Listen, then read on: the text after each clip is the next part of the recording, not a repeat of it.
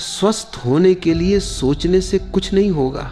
तुम्हें हर दिन उठना पड़ेगा, हर दिन शरीर को चलाना पड़ेगा, हर दिन पसीना बहाना पड़ेगा, हर दिन आलस्य को दरवाजे पर छोड़कर निकलना पड़ेगा। यही अनुशासन है।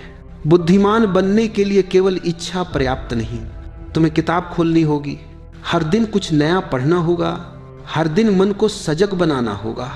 यही अनुशासन है। प्रेमी बनने के लिए शब्दों से कुछ नहीं होगा, तुम्हें अपने भीतर की दीवारें गिरानी होंगी, अहंकार को छोड़ना होगा, समर्पण सीखना होगा। यही अनुशासन है। लोग सोचते हैं अनुशासन बंधन है। नहीं, अनुशासन तो स्वतंत्रता का पहला कदम है।